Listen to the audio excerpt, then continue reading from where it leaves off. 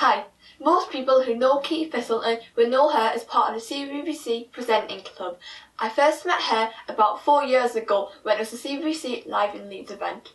I've met her a couple of times since, and I was even lucky enough to work with her on her book club last year when it was the Awesome Authors Week. Katie regularly appears on the Radio 1 advice show The Surgery, and she's in the middle of writing her first book called Dear Katie, which helps you through the years of growing up and answers the real questions. When I saw the competition on Twitter to be able to interview Katie at the Oldham Bookmark Festival, I just had to give it a go.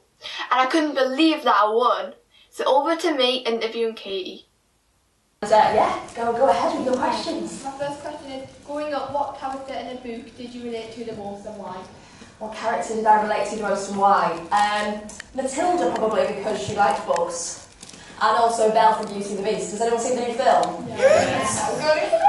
I loved it. I came out of the cinema and my face was hurting and smiling so much, which happens whenever I watch anything Disney related. And she loved books as well, and was never thought she was a bit weird. So yeah, both of those characters because they were booky. And I always really wanted to be Matilda because she had those magical powers and she was great. So yeah, probably Matilda I'd go with. If you could change the ending to any book, which book would you change and how would you change it? Oh, that's a really good question. That's a great question. Do you know what? I never really believed that Harry Potter... Has everybody read the Harry Potter books? Am I going to spoil things here? I never really believed that Harry Potter would end up with Ginny Weasley. And I never really believed that Hermione and Ron would end up together either. And then J.K. Rowling said that, didn't she? She came out and she said, actually, I think I made a mistake there. I think Hermione and Harry would have gone out with each other. So yeah, I would probably change that, to an alternative ending, see what happened there. The last question is, what question would you like to have asked Dear Katie when you went to school? Oh, very good question.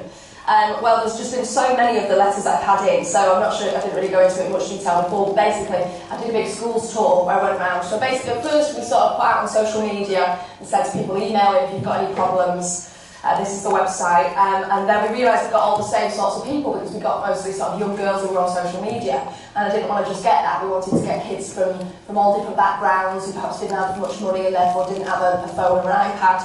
And we wanted to get people from all over the country, people who just moved to the country, just a real wide range of people. So I did a big schools tour and went into loads of different schools and met lots of different children. Then we got over 500 letters, and I had to sort of whittle it down and pick the best ones because a lot of them were the same sort of topics. So there's been loads of stuff that I thought, oh, that's exactly how I felt.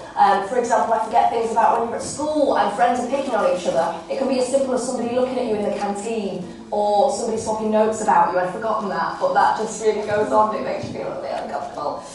So I remember having lots of fallouts with my friends when I was about 12, 13, year 8 at school. That was the year that we all fell out. So I think I would have probably asked about friendship and bullying or something like that.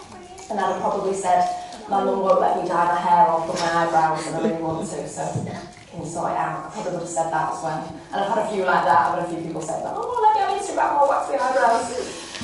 So yeah, I'd probably said something like that as well, complained about my mum a little bit, even though I'm mum now. And now I realise she was right. Good question. And that's our own question. It's brilliant stuff. Big round of applause for Catherine.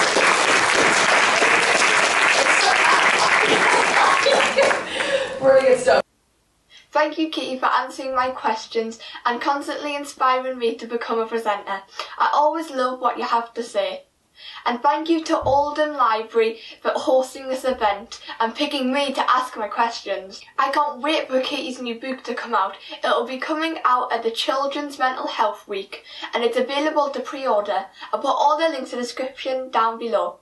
Thanks for watching, and if you enjoyed this video, please remember to like and subscribe. Why not check out my other videos and see what I've been up to. Bye!